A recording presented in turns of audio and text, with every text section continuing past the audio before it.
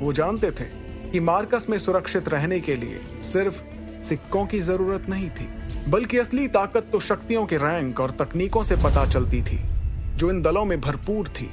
इसलिए सभी चुपचाप उनकी बोलियां बढ़ते देख रहे थे और फिर एक नजर हॉल के छोर पर बैठे शौर्य दल की तरफ देख रहे थे, क्योंकि शौर्य दल से अब तक एक भी बोली नहीं आई थी। जब अमृत धारा की बोतलों की बोली 73,000 तक पहुंच गई, तब अपना मुंह छुपाते हुए अबराल आमिश ने बोली लगाना बंद कर दिया। अब महज 4 अमृत धारा की बोतलें बची हुई थी। जैसे ही सायरा ने अगली 2 बोतलों को अपने हाथ में लिया, तभी अचानक शौर्य दल की ओर से एक भारी आवाज में किसी ने कहा, 70,500 सोने के सिक्के। ये आवाज शौर्य दल के लीडर अरेंद्र की थी। इस बोली से अगर किसी को सबसे ज्यादा गुस्सा आया था तो वो अबराल आमिश थे। वो अरेंद्र को मुस्कुराते देख ये सोच रहे थे कि अगर पिछली नीलामी में अरेंद्र ने बोली नहीं बढ़ाई होती तो आज आमिश दल की आर्थिक हालत इतनी खराब नहीं होती। वहीं मंच पर खड़ी सायरा भी अरेंद्र की इस बोली से चौंक गई थी। फिर खुद को संभालते हुए उसने मुस्कुराते हुए सवाल किया, क्या कोई है जो इस बोली से ऊपर जाना चाहता है?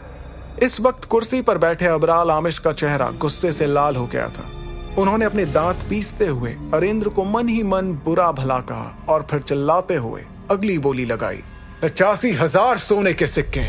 ये सुनकर तुरंत अरेंद्र ने मुस्कुराते हुए कहा, 95,000 सोने के सिक्के। उन्होंने अबराल की तरफ देखा भी नहीं और वो समझ गए थे कि अबराल सिर्फ गुस्से में बोली लगा रहा था। अपने चेहरे पर मुस्कुराहट के साथ अरेंद्र ने इशारा कर दिया था कि वो अबराल की बोली से ज्यादा बड़ी बोली लगाने में बिल्कुल नहीं कतराएंगे। अरेंद्र का हौसला देखते हुए अबराल गुस्से से पागल हो रहा था। उसकी आंखों में दिख रहा था कि वो अपना अगला कदम दिल पे पत्थर रख के ले रहा था। तभी उसने हल्की सी कांपती हुई आवाज में कहा, 1,00,000 सोने के सिक्के। दूसरे छोर पर बैठे ध्रुव को बहुत हंसी आ रही थी।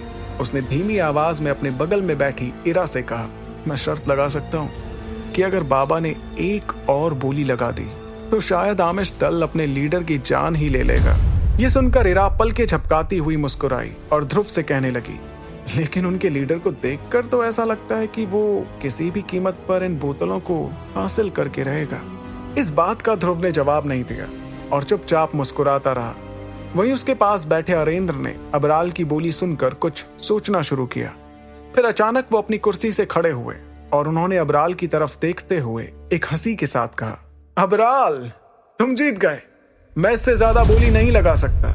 जैसे ही अरेंद्र के मुंह से ये लफ्ज निकले, पूरे हॉल में एक अजीब सन्नाटा छा गया। ध्रुव को हंसते हुए देखकर इरा को भी हंसी आ गई।